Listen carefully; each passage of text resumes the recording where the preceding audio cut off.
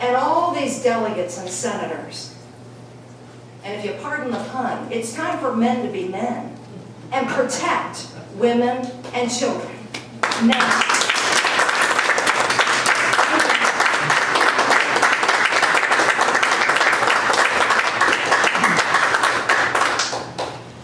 Thank you, Terry. Thank you, Joanne. We have two more speakers before we end our time together. And again, I thank you for your patience. I thank you for your respect for all of the speakers, even though certainly we are on different pages, some of us. We believe that this dialogue is very crucial, just as the spokeslady just said, just as Terry said. We have to dialogue about the issues, and the issues are about, from our perspective, the rights of children and the rights of women. Our next speaker is Mrs. Elizabeth Schultz, and she is a member of the Fairfax County School Board. And once she finishes, then Bob Marshall, the coach of the bill, will share some words. At that point, we will end our press conference, and then we will be available to you to answer any questions that you might have. Go ahead. Thank you. Thank you. For identification purposes, my name is Elizabeth Schultz. It's S-C-H-U-L-T-Z. I am a member of the Fairfax County School Board, the 10th largest school system in the United States, but I'm here speaking in my individual capacity. I grew up in a family of daughters. I got a passport to a foreign land. I am the mother of 4 sons. And not only the mother of 4 sons, one is 21, about to be 22. One is 18, about to be 19. One turns 16 tomorrow, and one is in 3rd grade and turns 9 tomorrow. So I have a perspective of being raised in a family of girls and being transported to a family of boys with many nephews, and speak not only from my role in operationalizing the language that was brought forth in the Dear College letter recommendation by the Model Administration, but also as a parent. One of the biggest issues before us in operationalizing this, and to take any content that is very emotional about this subject and how people feel, is the pragmatic way in which the Obama administration decided to issue guidance last May to all schools across the country, regardless of and divorced from the understanding that there is any discrimination of age in relation to the guidance. You must understand that the way the Dear Colleague letter guidance was issued, it applies equally to children who are in preschool, kindergarten, elementary ages, through secondary school, and to children in college, otherwise known as adults in most situations. So when you are talking about the rights of an individual under a Dear Colleague letter to declare themselves to the authorities and to appear in intimate spaces, we're talking the same about a 22-year-old as we were talking about a 4-year-old. The issue of operationalizing that, and in Fairfax County, we have, when you combine 23,600 full-time employees and 14,000 part-time employees, we become the largest employer in the Commonwealth of Virginia. You're talking everybody from a bus driver to a teacher to a principal in a building to senior administrators, but you're also talking about, in our instance, 187,000 children from preschool to the age of 18 and beyond, because we educate to the age of 23 in certain circumstances under the law. Providing intimate space access, and this bill has been, here, Texas, Kentucky, where they're being introduced by Republicans, by Democrats. I agree, this is a nonpartisan issue. The best solutions are when everybody is brought to the table to identify how to meet the needs of all the individuals who are contemplated by such advice as was given under the Dear Colleague letter or as contemplated by this bill. Come under the fact that you cannot describe intimate space access equally for a 22-year-old as you can for a 4 or 5-year-old in kindergarten. Contemplating that a student may be able to identify their pronoun, their chosen pronoun, without identification to the parents, that those children who crossed the transom door and now are somehow the property of the government, which, you know, a public school, I'm a school board member, we're the government, that somehow that notification doesn't need to go to parents is entirely different if you're contemplating an 18-year-old student or if you're contemplating a child in the first grade.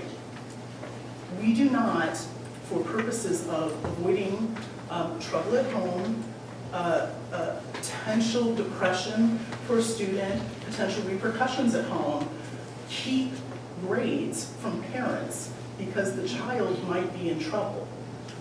But if you are saying that we do not need to notify, as the authorities who are charged by the parents with the education of a child, to notify parents that a child is identifying other than their known sex at home, than their known gender at home, if you believe that those two are separate, then their known pronoun at home, then you should have no problem with the fact that a child should be able to keep their grades from their parents as well. And that's a preposterous notion.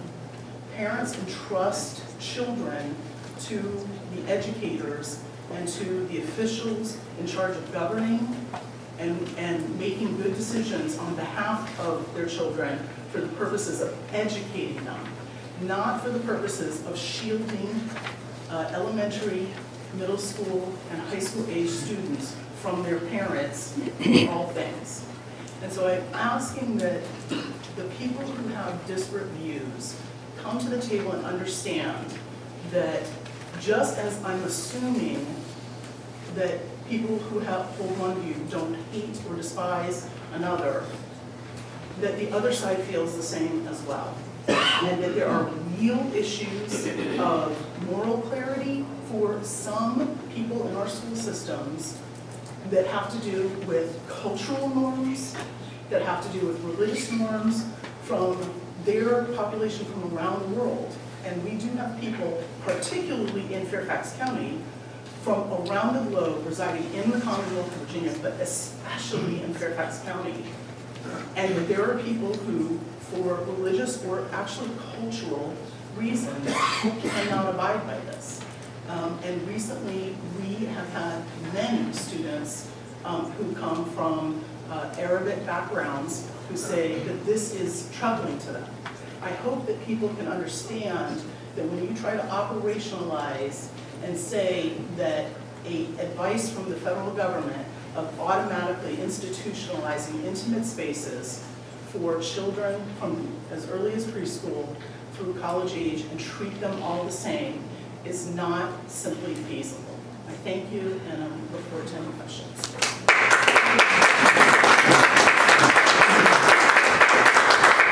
Thank you, Elizabeth. Our last speaker is the patron of the bill, Bob Marshall. If Bob Marshall will come to speak, I appreciate it. By the way, thank you for serving. Appreciate it.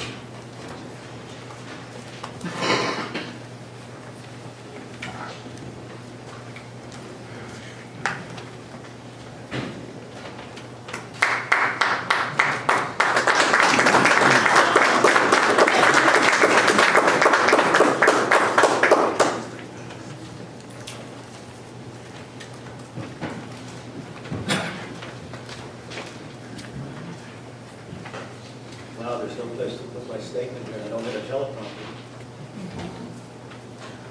How would a loving dad react if he saw a grown man follow his 9-year-old daughter into a woman's bathroom at a state park?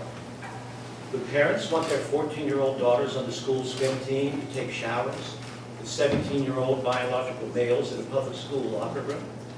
Would women feel safe stopping at an interstate rest stop knowing that biological males could use the women's room? How could a woman distinguish between a transgender individual who means no harm and a male who does intend harm? It is because of concerns like this that more than 600 parents and students in Prince William County, and many more in Fairfax and other parts of Virginia, attended meetings to oppose changes in school policies, which would have allowed biological males to use bathrooms, dressing rooms, locker rooms, and showers set aside for females and vice versa. And by implication, these policies could affect sports team composition. In response to the outpouring of concern for the safety and privacy of our children, I've introduced House Bill 1612 to simply preserve the status quo. Current law to prevent schools and government entities from changing policies that protect privacy in facilities normally separated by sex. House Bill 1612 is necessary because Attorney General Mark Herring has issued an opinion in which he claims, it's very novel, that local school boards may add protected classes to their employment and student policies, which have not been authorized by the General Assembly. His conclusions are at variance with at least 6 attorneys general in the Commonwealth of Virginia, 3 Democrats and 3 Republicans, who have stated that only the General Assembly is authorized to enact such laws and make such provisions. The General Assembly has refused to add sexual orientation and gender identity provisions to the Code of Virginia on more than 20 occasions. They have spoken. In Virginia jurisdictions, including Fairfax, Prince William, Stafford, and Loudoun, school board members have pointed to Mr. Herring's novel claims to add provisions relating to gender identity and sexual orientation to their policies. In each of these jurisdictions, language was offered which would have permitted biological males to use locker rooms to change clothes and take showers with females, as well as use multi-stall bathrooms, previously for use only by females, merely if the individual thought they were of the opposite sex. To date, Speaker Bill Howe has sent measures such as 1612 to committees which silently dispose of these bills without recorded votes. Now, some Republicans claim the Assembly can ignore this problem because there is a pending federal court case from Gloucester County. However, the General Assembly has passed legislation on a number of issues that would affect the outcome of pending cases in Virginia circuit courts and have intended to do so to affect these outcomes. I point to 2 right here. 2010, right here, May, relating to illegal gambling. This was a criminal case, and this meant to provide a statement that was declarative of existing law, which means if you have a case in front of you and you're a judge and you thought the law meant A, we're telling you it means B. So we mean to affect the outcome of a pending case. The other bill is from 2004. It related to damages resulting from legal malpractice concerning irrevocable trust. We have done this before. These are only 2. And for all the Republicans who want to hide and pretend they don't have to deal with it, I want to see if you voted for these bills and others like it because your reasons are spurious.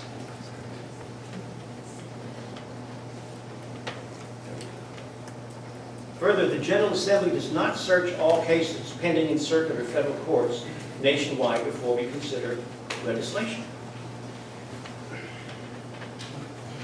Such personal privacy laws, moreover, do not harm the economy.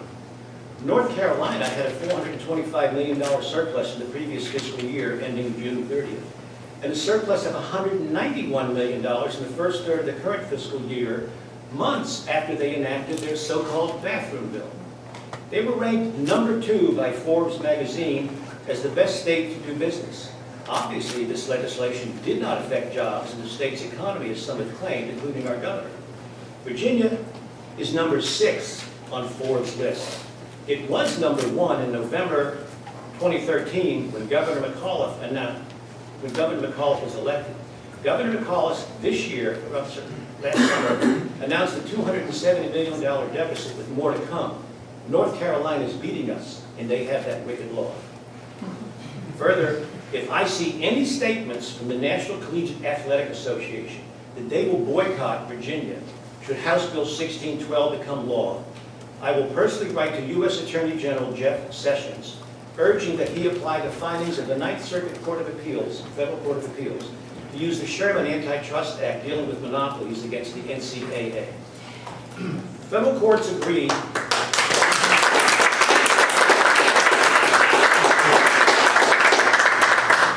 these threats are a two-edged sword. Federal courts agree that the separation of the sexes for bathroom, dressing rooms, locker rooms, and showers are not sex discrimination. A 2009 case, Castro versus Maricopa County College District in Arizona, rejected the claims of a biological male, a man, who identified as transgender, prohibiting him from using the women's restroom. Why? For safety reasons. It wasn't dignity. In 2015, a Pennsylvania federal court in Johnson versus the University of Pittsburgh found, quote, that a university's policy of requiring students to use sex-specific bathrooms for locker rooms based on a student's natal or birth sex, rather than their gender identity, does not violate the Title IX prohibition on sex discrimination. Regulations implementing Title IX, as well as the vast majority of cases applying Title IX, explicitly permits school districts to regulate access to restrooms and locker room facilities based on the student's biological sex without violating transgender students' rights under Title IX. When Title IX was being considered in Congress, the author of the bill was asked